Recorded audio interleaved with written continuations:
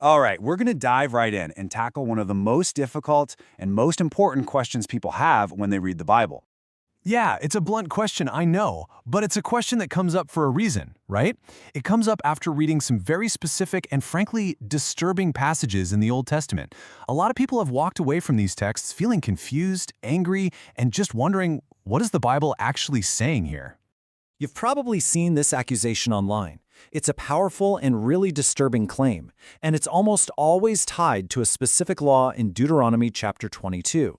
This verse, when it's just ripped out of its context, has caused an immense amount of pain and confusion.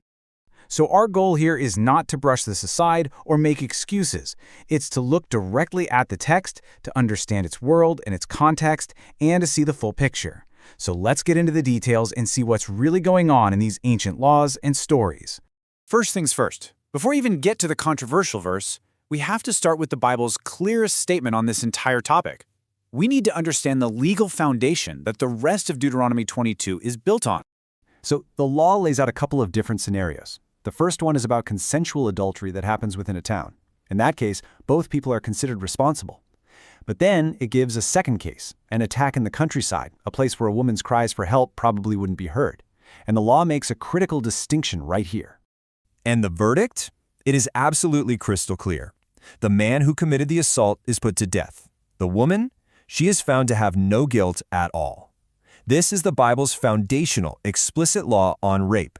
It is a capital crime, and the victim is entirely blameless, period. And what's really striking here is the legal reasoning behind it. The text says this crime is like when a man attacks and murders his neighbor. So you see, the law doesn't treat this like a minor offense. It puts it on par with the most serious crime there is. This is the crucial framework we have to keep in mind. So with that foundation, that rape is a capital crime, now we can turn to the verses that cause so much controversy. Deuteronomy chapter 22, verses 28 and 29. Scholars pretty much see two ways to understand this passage. The first two says this is another case of rape. If that's true, the law is not a reward, it's a punishment. The man is forced into lifelong financial responsibility for the woman, and he can never ever divorce her. The second view argues that this describes seduction, or consensual premarital sex, and they point to a very similar law in the book of Exodus where a marriage only happens if the father gives his consent.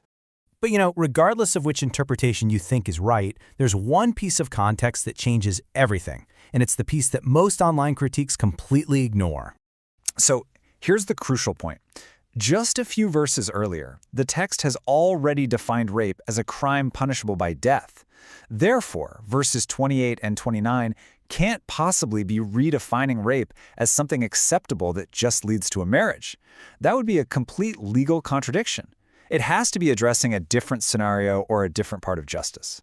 So if it's not condoning rape, what is this law actually trying to do? Well, the answer lies in the harsh social and economic realities of the ancient world. In that culture, a woman who wasn't a virgin had her future pretty much destroyed. Her prospects for marriage, which was her main source of financial security and social protection, were gone. A man who slept with her and then just abandoned her was basically condemning her to a life of poverty and shame. And this context really reveals the law's true intent. It was never designed to reward an attacker. It was designed to stop a man from using a woman and then just walking away, leaving her future in ruins. It forces him into lifelong accountability, making sure she has the social and financial protection that was absolutely vital for survival in that world. Now let's turn to that other passage people cite, the horrific story in Judges chapter 19. If Deuteronomy is about law, Judges is a narrative about what happens when law is completely, totally abandoned. The story is one of the darkest in the entire Bible. A mob of men demands that a host turn over his male guests for them to assault. Instead, a woman is thrown out to them. She is brutally abused all night long, and by dawn, she collapses and dies on the doorstep. It is an absolutely sickening account of human depravity. But here is the key. The Bible presents this story not as a model to follow, but as a horrifying portrait of evil. This isn't God prescribing behavior. This is the narrator showing the depths of human sin and chaos when a society turns its back on God and His laws. It's meant to shock us. It's meant to revolt us. And the book of Judges actually gives us the lens to interpret this whole story. This one phrase is repeated over and over again.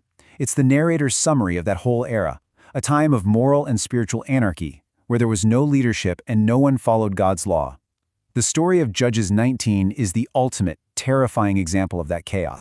So when we step back and look at the whole of Scripture, a very different picture emerges from the one that's painted by these out-of-context verses.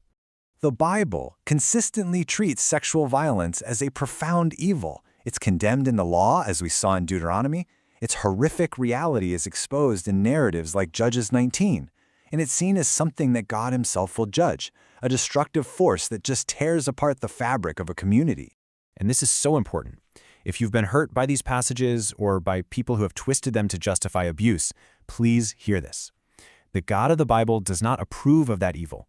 The text itself shows that he sees it, he hates it, and he holds people accountable for it. Which brings us right back to our original question. After looking at the law, the context, and the narrative, what's the answer? The answer is an emphatic no. The Bible does not approve of rape. It exposes its horror, it condemns it with the most severe laws, and it demands that we, its readers, do the hard work of understanding the context instead of settling for easy and often very harmful accusations.